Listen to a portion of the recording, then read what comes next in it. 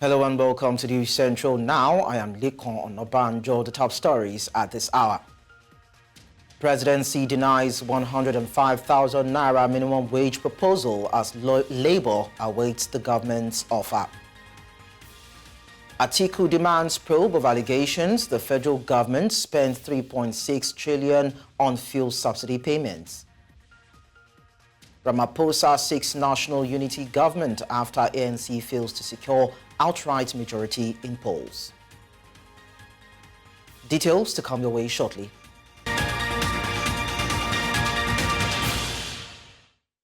News Central now at this hour begins in Nigeria, where the presidency has denied reports that the federal government is proposing a new minimum wage of 105,000 naira. On Thursday, the special advisor to the president on information and strategy, Bayo Nonuga, dismissed the reports as false. The speculation followed our presentation at the presidential villa outlining the cost implications of implementing a new national minimum wage to President Bola Tinubu. However, rumors circulated that the finance minister had proposed 105,000 naira as part of the new minimum wage template. Meanwhile, the tripartite Committee on National Minimum Wage has postponed its meeting again, this time to Friday, which is today, due to the unavailability of the cost template for the new minimum wage. This marks the second postponement within 24 hours. Now, the federal government of Nigeria has called on Christian leaders to collaborate with government and join efforts aimed at nation building. The call to action was made known by the Secretary to the Government of the Federation in Abuja as he met with Christian leaders at the National Christian Center. News Central's Joshua Marai has more in this package. It was a gathering of Christian leaders in the nation's capital, Abuja, as they convened to discuss issues surrounding nation building. Secretary to the Government of the Federation, who was a guest at this event, called on the Christian leaders to contribute their quota to the process of nation building. The role of the church in affairs of nation is timeless. Even in those days in the past, church and state had cooperated in ensuring the success of the state. This country is one of the most blessed in the whole world. And therefore, working together with you, the sky is the limit. While addressing the challenges facing the nation, he says that the current administration inherited a turbulent economy. We took over in a very turbulent weather. Foreign reserves were zero. So many things. And that was what there were massive reforms carried out by the president. One of them, which will appear to be a little bit tough for people to understand, is subsidy removal on fuel. He also took time to express his views on the recent minimum wage impasse between Labour and the government. When they started with 600, which we moved it into 9.9 trillion, what do we get the money? 4 is going to be 7. When they're not moving, let us work in the interest of this country. 100,000. I can't afford to pay my driver 100,000 because they are four. Then Homadwa and these other people, dependents. The SGF assured that government will continue to come up with initiatives across multiple sectors of the economy to cushion the effect of inflation and support the nation's economic well-being. In Abuja for News Central, I am Joshua Imarai. Away from that, the 2023 presidential candidate for the People's Democratic Party, Atiku Abubakar, has called on the National Assembly to investigate alleged secret fuel subsidies under President Bola Tinubu's administration.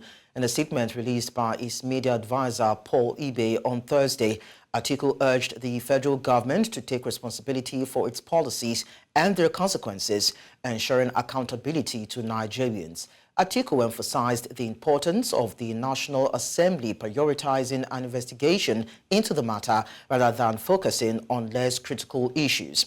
This call for transparency comes after a leaked document revealed that the government spent 3.6 trillion naira on subsidies in 2023 and projected expenditures of 5.4 trillion naira for the year 2024. However, the presidency, in a statement by the Special Advisor on Information and Strategy, Bayo Ononuga, refuted these claims, stating that the leaked documents are part of an ongoing policy formulation process and urged the public to disregard them.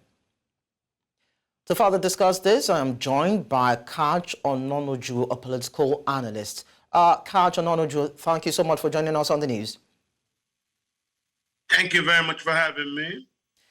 So before now, the World Bank has talked about it. The International Monetary Fund has affirmed it. It's for some people an open secret that the current administration has been paying subsidy on fuel since, of course, inception up until this point. Now, Atiku Abubakar has come out to respond to this, claiming that a secret subsidy is being paid. For you and where you stand, what do you think the true picture or the true reality of things are in terms of this fuel subsidy? Is it being paid?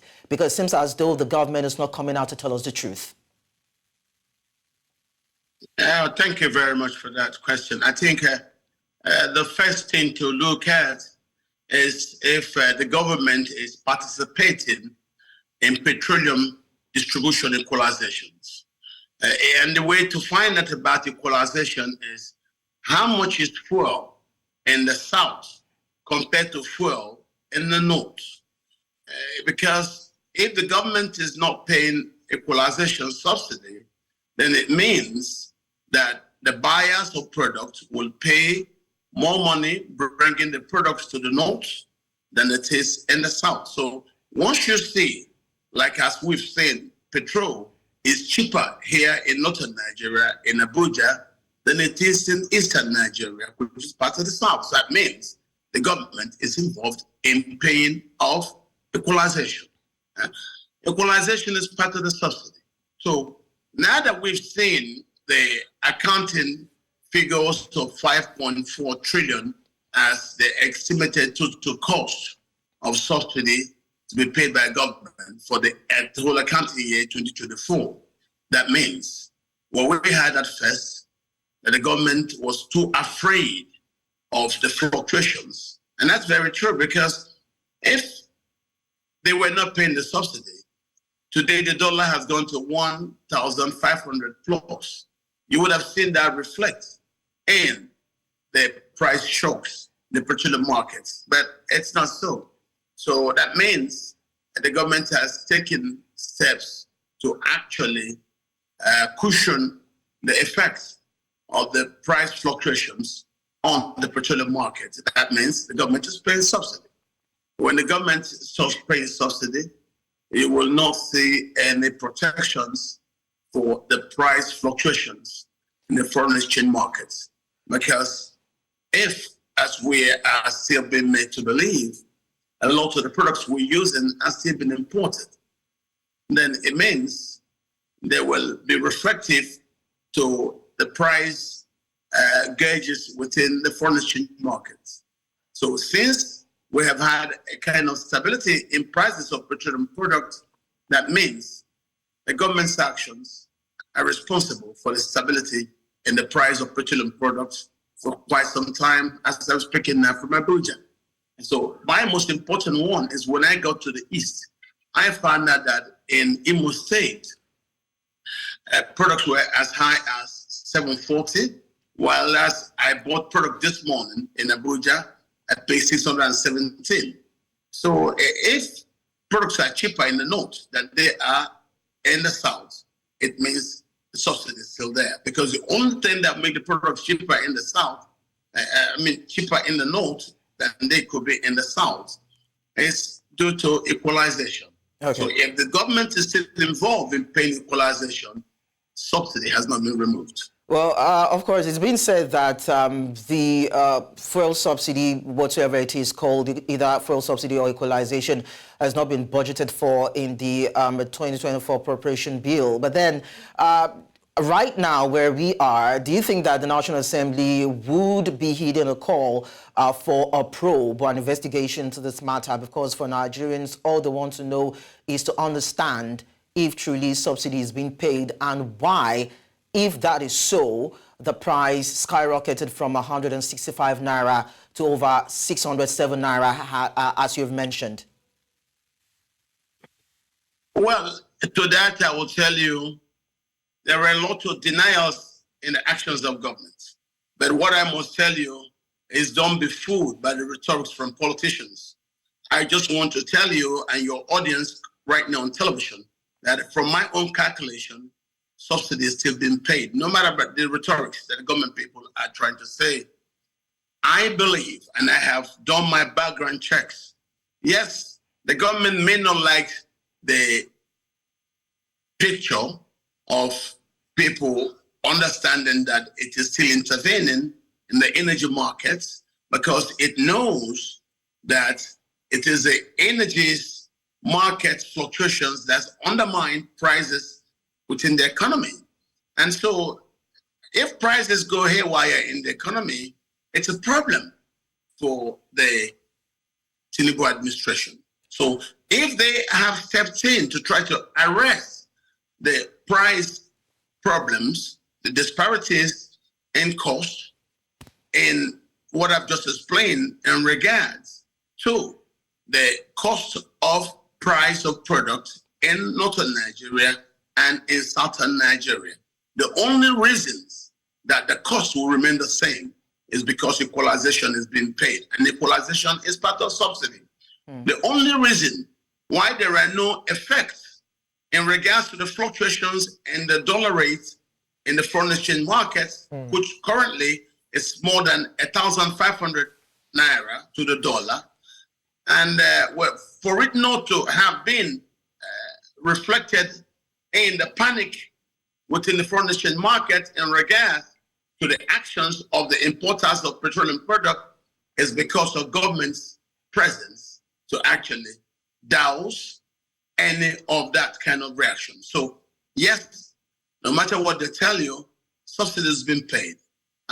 But then why it is such a talk is if you look at the accusations leveled in the past 48 hours in Kaduna against the past governor, it says when you take money and you spend without it being properly appropriated, that is against the law. So that may be the reason why the government just wants to, say what it says. But then we know in Nigeria, politicians could always dip their money in the till and make spendings, and then later on try to find a way to balance that particular action that actually was not legally appropriated before they did the action. Okay. So, yes, subsidy is being paid.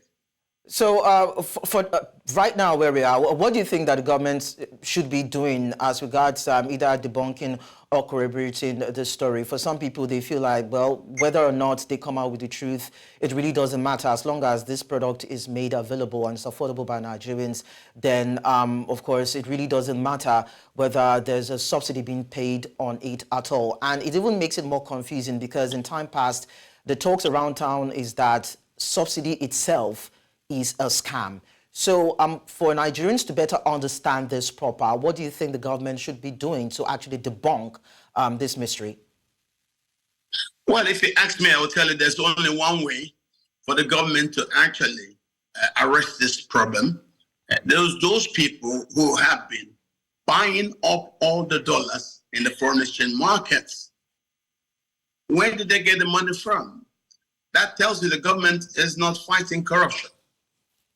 For them to have such money, for them to now use such money to mop up every single dollar they see in the foreign exchange market, and that is the reason why you've seen the competition for foreign exchange by the importers of petroleum products, which has now led to increases in price of products. Whatever it is that the government should have done that is not doing is responsible for the crisis. If the government wants to ask someone like me, what should they do? I say, do the right thing. Arrest those who are mopping up the dollars in the foreign exchange market. If you do not have the political will to do what you should do, then you cannot complain about the foreign exchange market going crazy as it has gone in recent times. You cannot speak more. The government knows the people who are bringing pressure on the dollar.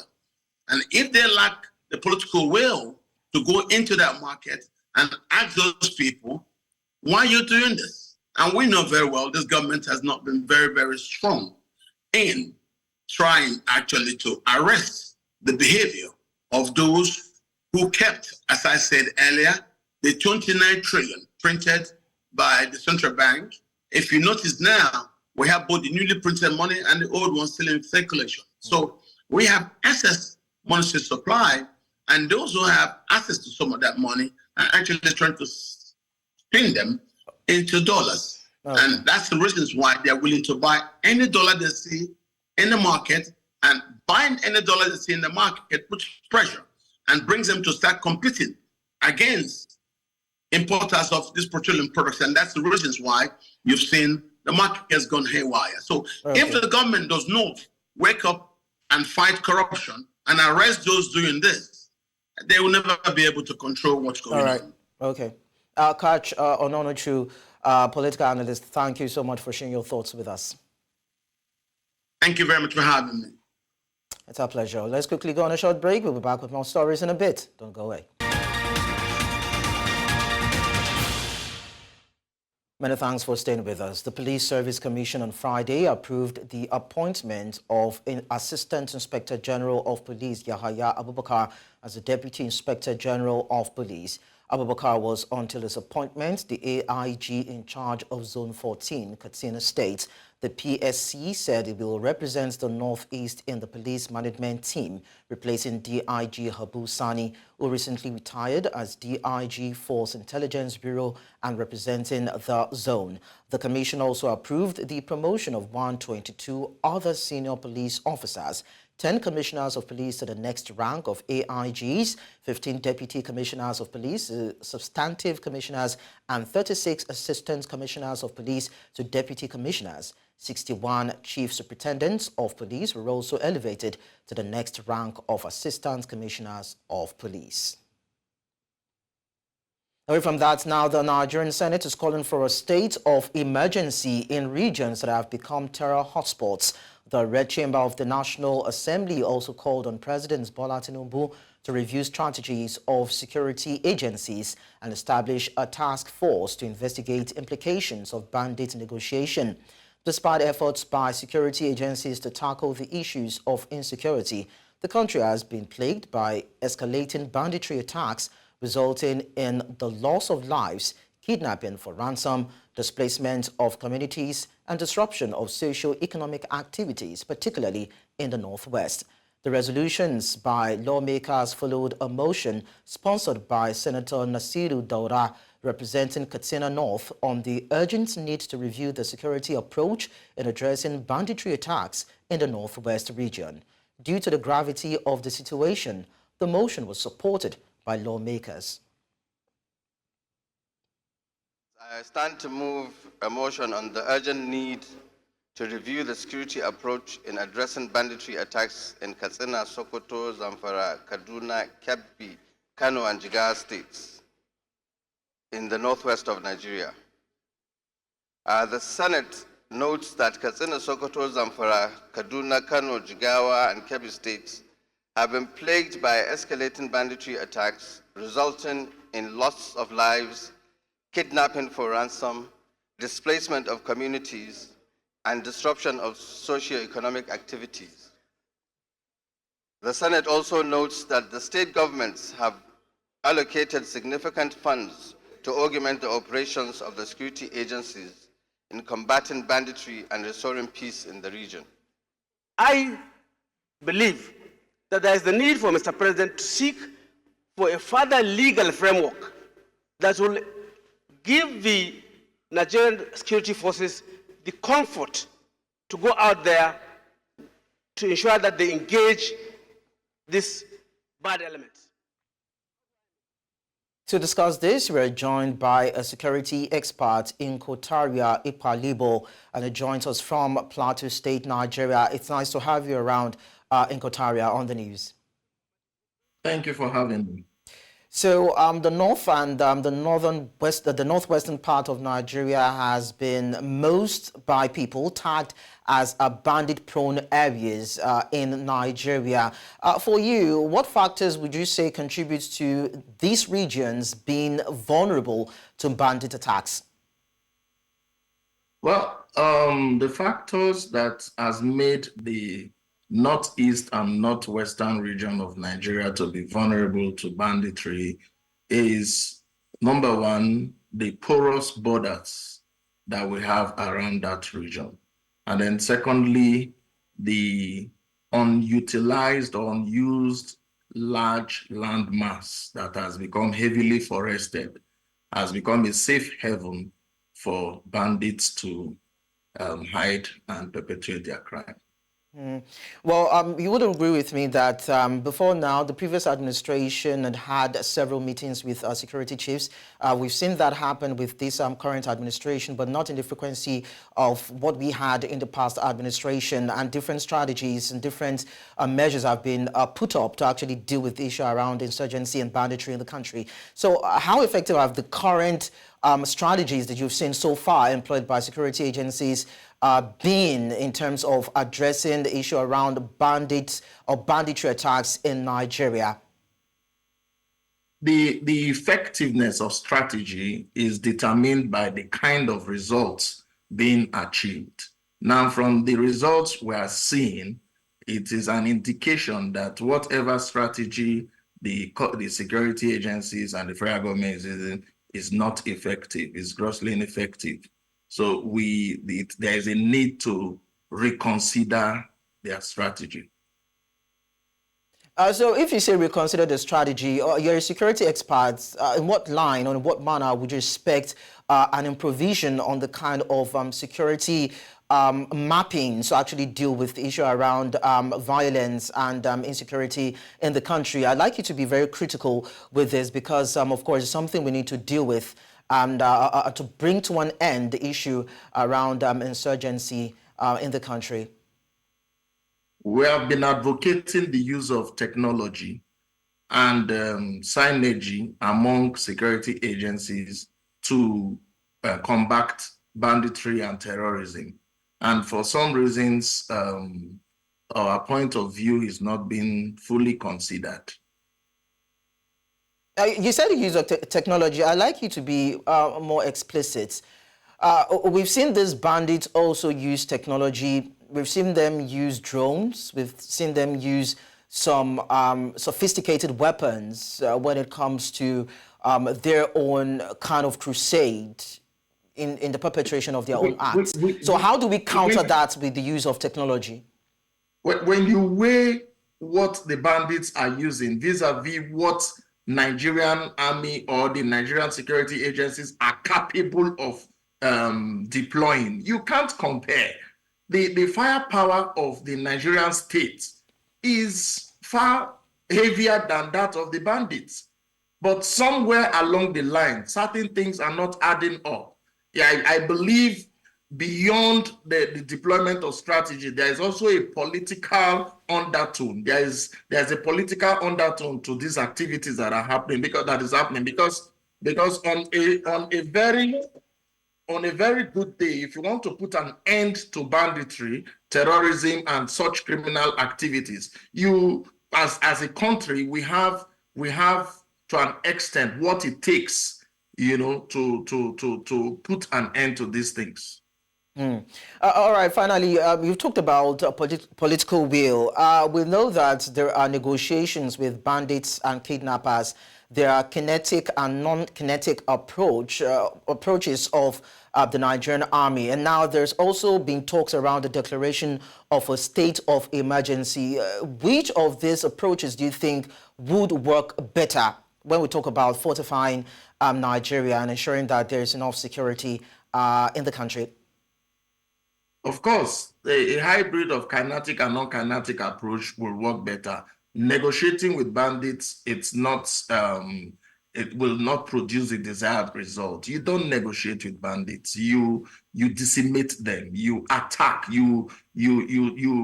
me, we should not handle them with kid gloves. They are terrorists, so they should be dealt with as terrorists. All right, Ngotara Palibo, security analyst, thank you so much for sharing your thoughts with us. Thank you for having me. Let's move on now. The resettlement of displaced persons from 8 local government areas in Mona Camp in Maiduguri, Borno State has officially been flagged off. Over 11,000 of these individuals have been living in the camp for over 10 years following the insurgency in Nigeria's northeast region. News Central's Mark Kurawa completes the reports. A joyous moment for these people. After enduring over 10 years away from their homes, these displaced persons will now be going back to pick up the pieces of their lives. Modu Hassan was then a successful farmer and now shares his story.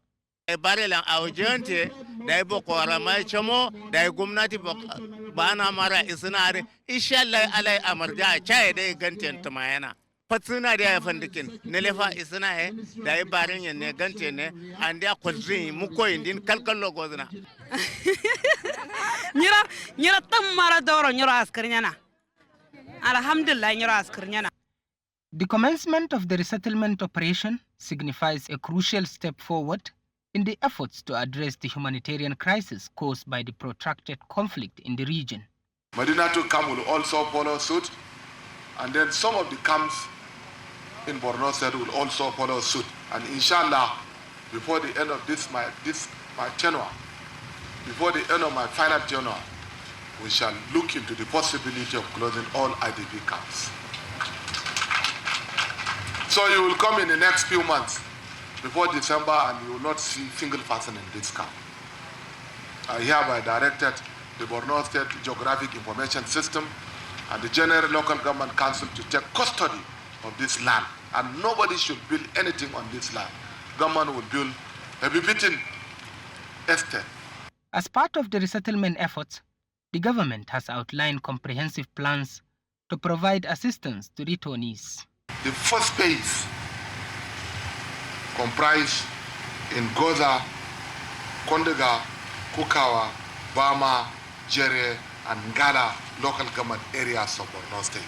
We are to spend about 831 million naira in cash to the beneficiaries of this camp.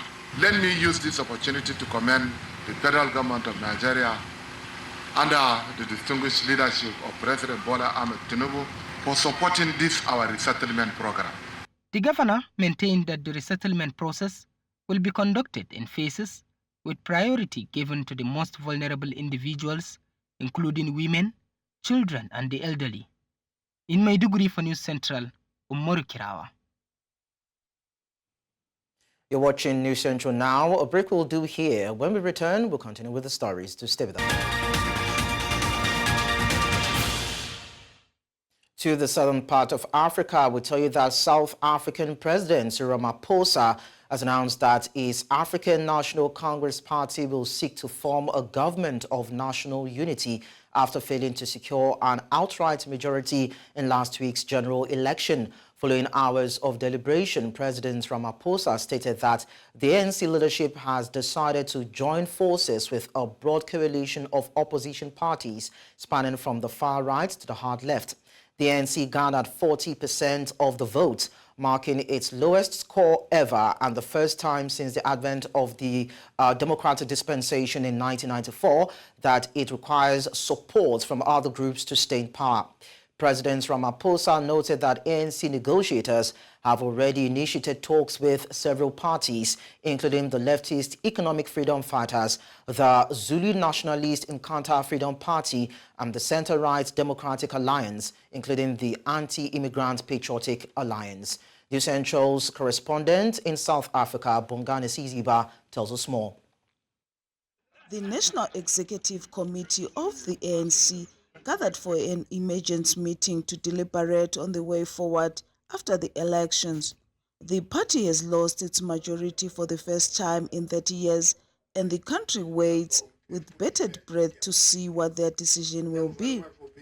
However, while these discussions were going on inside, some members of the ruling party ANC were already protesting that any marriage with the Democratic Alliance will take back all the democratic gains the country has enjoyed in the past 30 years. After a long wait and all-day deliberations, NEC's decision came in at midnight, and it was that clear that the ANC has been thinking carefully about the best way forward. The National Executive Committee has agreed to seek agreement amongst parties on the formation of the Government of National Unity. This NEC has therefore mandated our negotiating task team to proceed to engage with parties on this proposal of a GNU.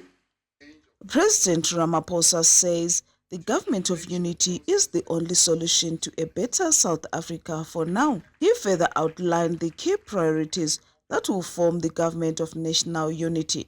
The principles we will collaborate with other parties are based on advancing the building of a united, democratic, non-racial, non-sexist, and prosperous nation. We further said that any such agreement of working with others must be based on a common minimum program that focuses on measurable targets for economic growth and inclusion, on service delivery and development. All parties must commit to shared values, nation building, and social cohesion.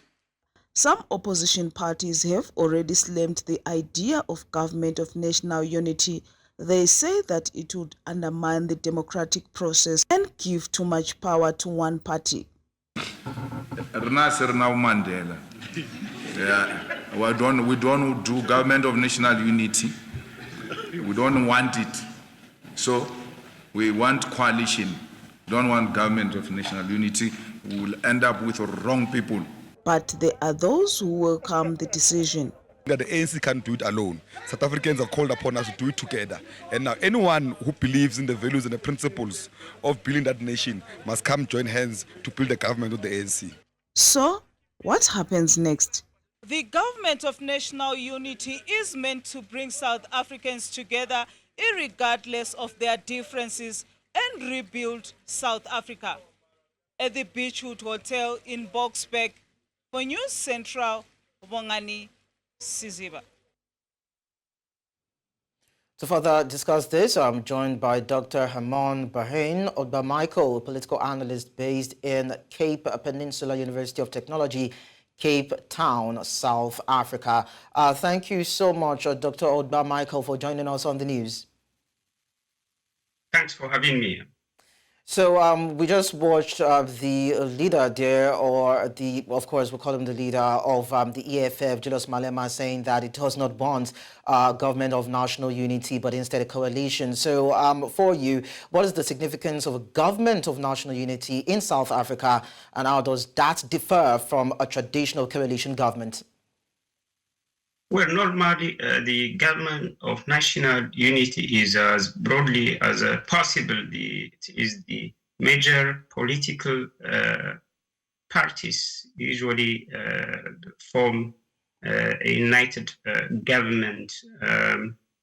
Basically, it usually happens in cases of emergency, war, or if there are some uncertainties in a country. With this government of national unity, it also evokes Nelson Mandela's 1994, where he called up on the even main opponents who were apartheid leaders, including the apartheid leader de Klerk, to join the government so that, because to make sure that the country is stable, peaceful and united to move on.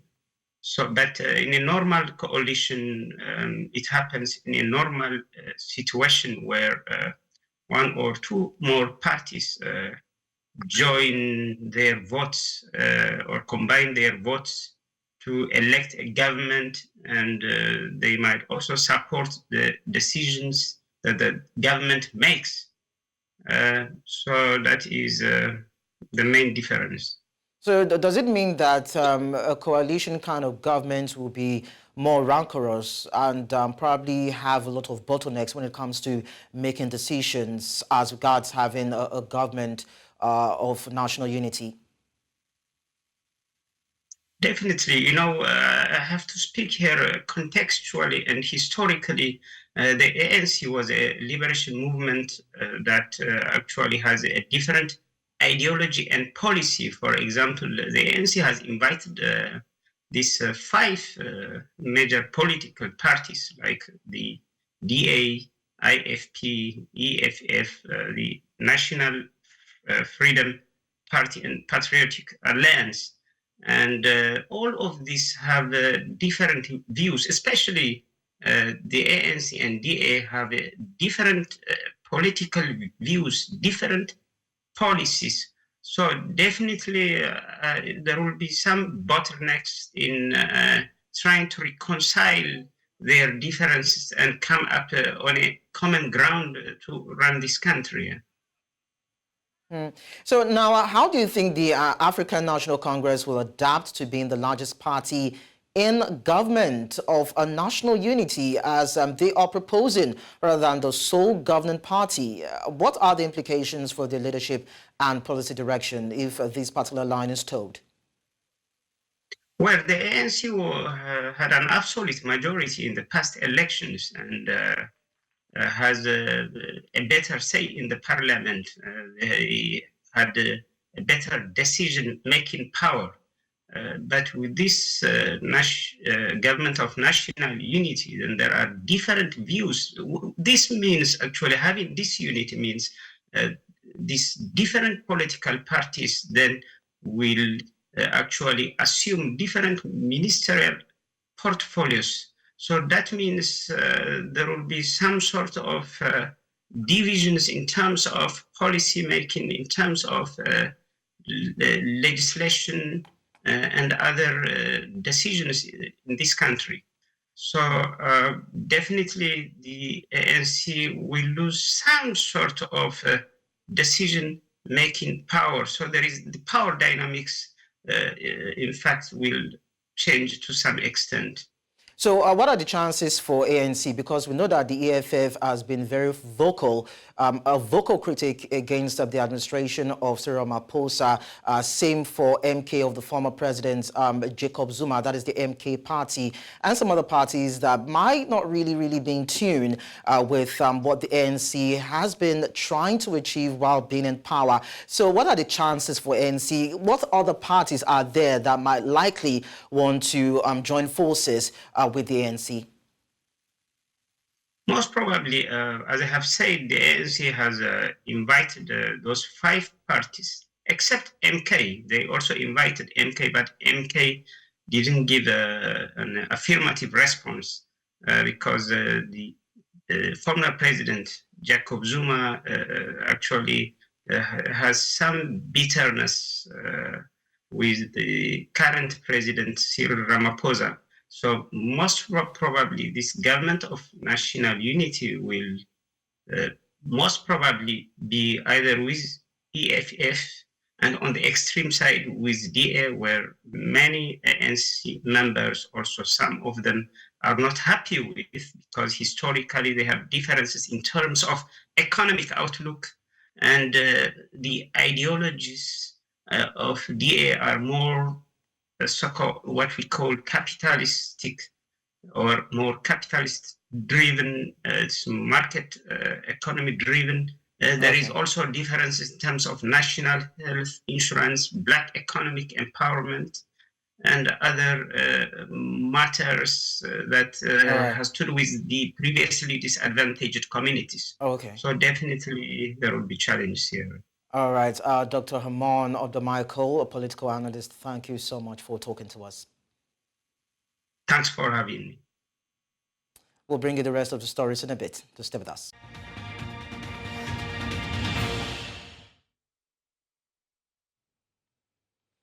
From other continents, we'll tell you that despite U.S. President Joe Biden's new executive order to better control the influx of migrants at the U.S. southern border, migrants are still pouring into some remote areas such as Yakumba in California.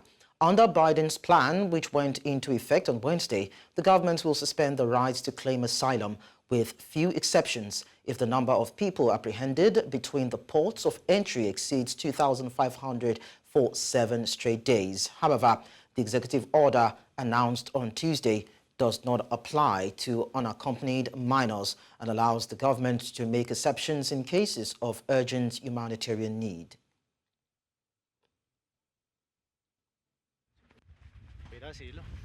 ¿Por qué? Porque no estoy de acuerdo con el partido político que está gobernando mi país y he recibido bastantes amenazas. Entonces, por eso. Pues las personas lo van a intentar, a ver si se les puede dar la oportunidad o no. Porque pues la calidad de vida en otros países pues es bastante difícil. Y pues como ves lo que te dije ahorita, que hay gente de muchísimos países. Entonces no es solo un país, sino que ya pues creo que es una cuestión a nivel mundial. De Guatemala, Ecuador. De Guatemala llevamos 20 días. 20 días. 20 días. 20 días. Para llegar acá. Gracias a Dios ya estamos acá. Yeah, my changes.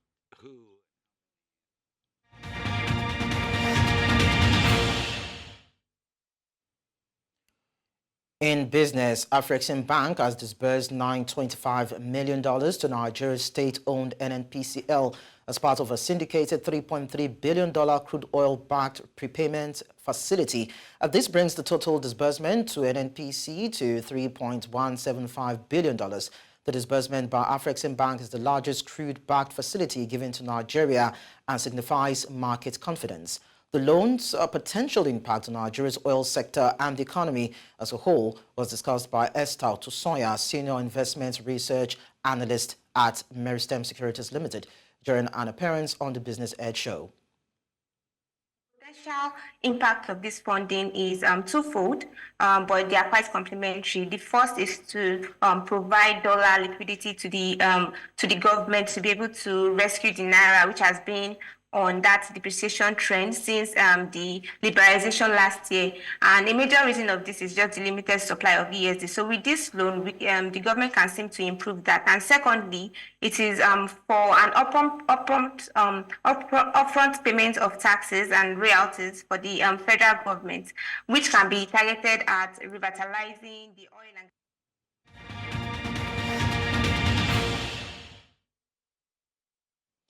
In sports, the chairman of Nigeria Premier League football side, Akwa United, Paul Bassi, has stated that Akwa Ibom is a safe state to host the Super Eagles crunch tie against South Africa by 8 p.m. Nigerian time. Bassi further stated that the fans will come all out to spur the Super Eagles to victory. Meanwhile, NFF Technical Director of the Super Eagles, Augustin Eguavon, stated that nothing less than a victory should be enough for the Super Eagles of Nigeria. Now, Nigeria will be aiming to get their first win in Group C of the 2026 FIFA World Cup qualifier when the host rivals South Africa on Friday.